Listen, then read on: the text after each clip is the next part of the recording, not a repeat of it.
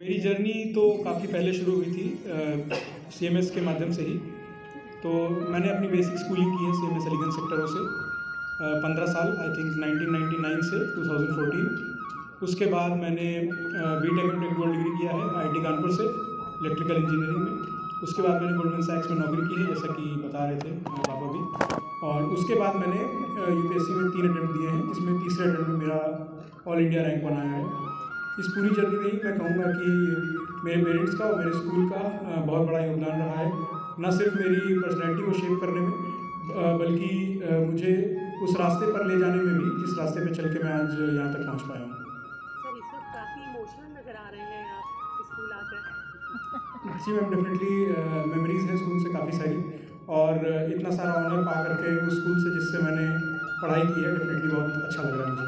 Sir मेरा एक सवाल और, पूरी तैयारी के दौरान आपने किन चीज़ों को सैक्रिफाइस किया, किन चीज़ों को त्यागा?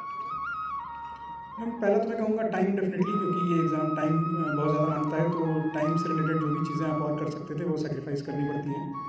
और उसके अलावा मैं कहूँगा कि मुझे क्रिकेट खेलने का बहुत शौक़ था, तो वो भी बंद हो गया था काफ़ी समय तक। बट मैं पूरी तरह से कट ऑफ नहीं हुआ था, लाइक सोशल मीडिया भी चलाता ही था, मेरे को डायनासोर्स के बारे में पढ़ना पसंद था तो वो मैं करता ही था। तो इस तरह के कुछ सेक्रीफाइसेस थे और कुछ चीज़ें मैंने कंटिन्यू की जो कि आगे चल के मेरे को इवन इंटरव्यू में भी काम आई। Aditya, what will you do for the country now that you have achieved this position? What exactly are your priorities? What do you plan to do? And which cadre are you getting? Ma'am, so addressing the second question first, currently cadres are not out yet, but I've opted as UP as my first preference, and I'm hoping to get that.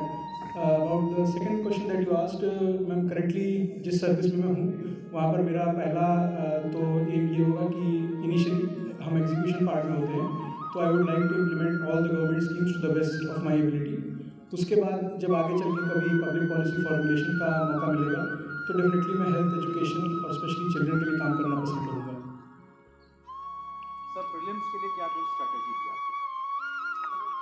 अपनी एक गलती से मैंने ये main चीज़ सीखी थी कि prelims में आपको हार्ड वर्क और स्मार्ट वर्क दोनों का मिश्रण चाहिए होता है। तो हार्ड वर्क में तो डेफिनेटली हर कोई हर प्रकार की किताबें पढ़ रहा होता है, बट स्मार्ट वर्क में एक चीज़ जो कई लोग इग्नोर कर देते हैं वो होते हैं प्रीवियस ईयर क्वेश्चंस के एनालिसिस। तो नॉट जस्ट पास्ट 10 ईयर्स जैसा हर कोई कहता है, बल्कि मेरा स्पेशल फोकस था कि मैं पिछले 3 साल के पेपर्स को ढंग से एनालाइज करूं कि किस प्रकार गलत स्टेटमेंट या किस प्रकार सही स्टेटमेंट फ्रेम किए जा रहे हैं, ताकि मैं ऑन द स्पॉट एलिमिनेशंस अपनी जो स्ट्रेटजी है उसको और इम्प्रूव कर सकूँ। ऑप्शनल सर क्या था और क्या कुछ रेफरेंसेस क्या कुछ आपकी जो है स्टडी के लिए? ऑप्शन मेरा इलेक्ट्रिकल इंजीनियरिंग था, और रेफरेंसेस तो बहुत सारे होते हैं कि 14 सब्जेक्ट्स थे तो 14 किताबें भी थी हमारी, तो वो मैं अलग से डाल पाऊँगा, यहाँ पर बता पाना थोड़ा मुश्किल होगा।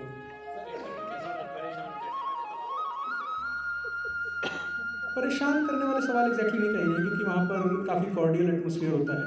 कुछ सवाल डेफिनेटली होते हैं जो आपको आते नहीं होते, जैसे कि इस बार भी मेरे से एक ललिता कुमारी जजमेंट पूछा गया था जो कि उनको एक्सपेक्टेड था कि मुझे पता होना चाहिए, बट मुझे उस टाइम ध्यान नहीं आ रहा था। तो इस तरह के कुछ क्वेश्चंस डेफिनेटली होते हैं, बाकी it's all about testing your presence of mind.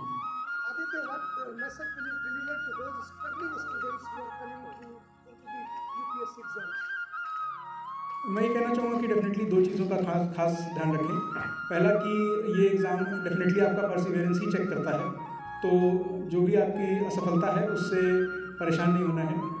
Even मैं अपना एग्जांपल देके कहूँ तो पहली बार मुझे भी असफलता ही प्राप्त हुई थी, बट उस समय इम्पॉर्टेंट रहता है कि आप अपने मिस्टेक्स से सीखें और उनको कैसे दूर कर सकते हैं इस पर ध्यान दें।